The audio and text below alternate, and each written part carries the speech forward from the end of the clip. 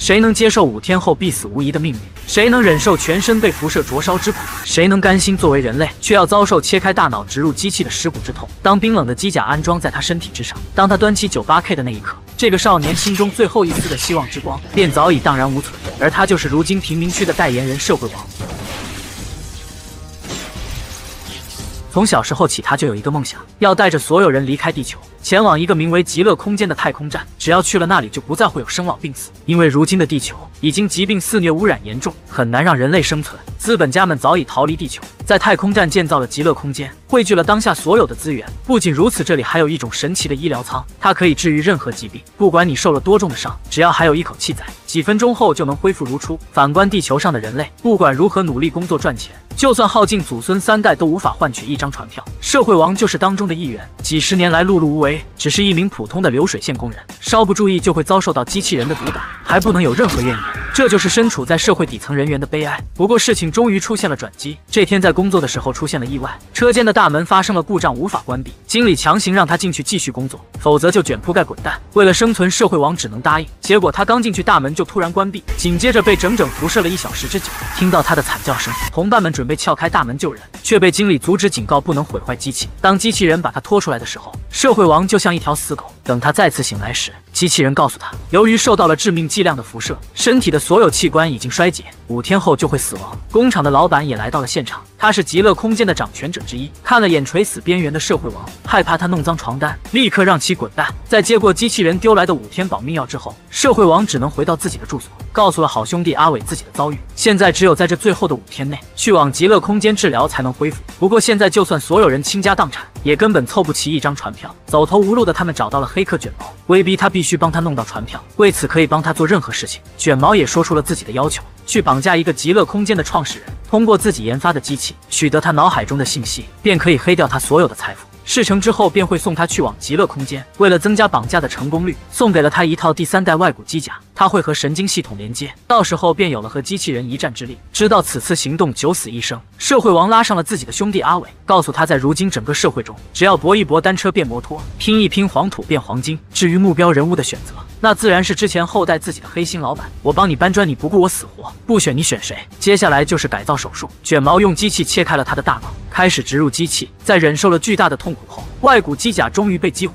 此时的社会王终于站起来了，战斗力蹭的往上涨。很快好日子就要开始了。另一边，老板在极乐空间和大金毛密谈，要求他修改服务器重启序列，扶植自己上台成为新总统，那么就可以和他续签200年的合同。依照大金毛的命令，老板如约修改了服务器序列，将这一切传输到自己的大脑中，并且设置了保护系统，除了自己，只要有别人使用这个系统，那么必死无疑。与此同时，社会王一行人开车来到了工厂外等待。当老板坐上布加迪飞船准备起飞的那一刻，社会王举起 98K， 将小型导弹射在了飞船的表面。做完这一切后，连忙开车追赶。当他按下启动键之后，飞船就发生了故障。这时远在极乐空间的大金毛第一时间就收到了老板的求救信息，然后联系了地球上的特工，让他前往支援。此刻社会王等人也来到了飞船的坠毁地点，保镖机器人直接冲出来，朝他们扔出了手雷，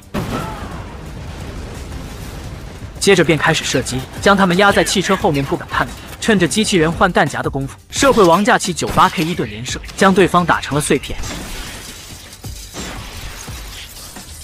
强行打开了飞船的舱门，但让他们万万没想到的是，还有一个机器人隐藏在暗处。卷毛的马仔见状，直接扛起重机枪开始盲射，结果机器人毛事没有，老板反而被他打死了。为了尽快完成任务，社会王冲上去开始和机器人肉搏，最后找准机会拧掉了对方的脑袋。看见如今只剩一口气的老板，社会王接通数据线开始下载数据。等到传输结束后，却发现数据根本无法被读取。与此同时，大金毛派遣的特工也抵达到现场，利用炮弹直接炸翻了社会王的汽车，跑到社会王的面前迅速将其制服，掏出身上的匕首插在了他的胸口。生死关头，阿伟掏枪及时支援，不过差距太大，很快就被特工放倒，死在了社会王的面前。队友祭天法力无边，社会王捡起地上的机枪，对着特工开始疯狂扫射，没想到被对方的电磁脉冲护盾全都挡了下来。看着天空上的增援部队到来，社会王只能选择战术性撤退。远程监控的大金毛下令特工无论如何都要活捉他，提取出脑海中的数据。靠着路人的帮助，社会王躲在猪圈下才逃过一劫。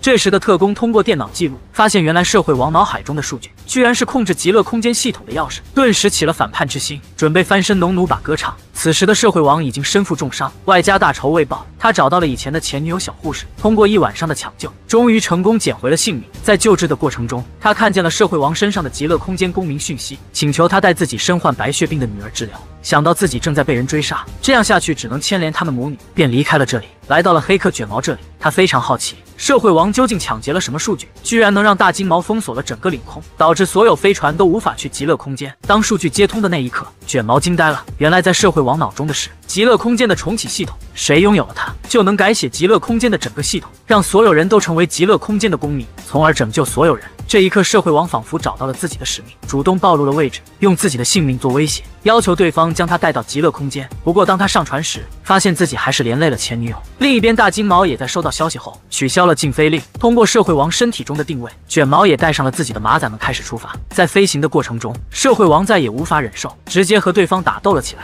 通过引爆手雷炸掉了特工的脑袋。当飞船降落后，社会王让前女友带着女儿逃命，自己则被人用电击枪电晕过去。历尽万难，女友终于把女儿带到了医疗舱，但是却因没有公民信息，遭到系统的拒绝治疗，随后就被追来的人电晕过去。当社会王再次醒来时，已经躺在了手术台上。大金毛让手下别管他的死活，直接下载出数据。生死关头，社会王再次爆发，挣脱了束缚，前往营救前女友。另一边，在医疗舱的救治下，本已脑袋破碎的特工也重新恢复如初。面对大金毛的喋喋不休，他再也无法忍受，用玻璃割断了他脖颈处的大动脉，终于翻身农奴把歌唱，接着给自己打造了一套机甲。现在只要把社会王脑中的数据弄到手即可。临走之前，让手下解决掉前女友。命悬一线之际，社会王及时出现，秒杀了对方，紧接着又用加特林将另一个马仔打成了筛子，救下了母女二人，让他再次去医疗舱治疗女儿。他联系到已经来到这里的黑客卷毛，准备前往控制室修改系统权限。此时特工也找上门来，对着他们发起了偷袭。下一秒，社会王就开启了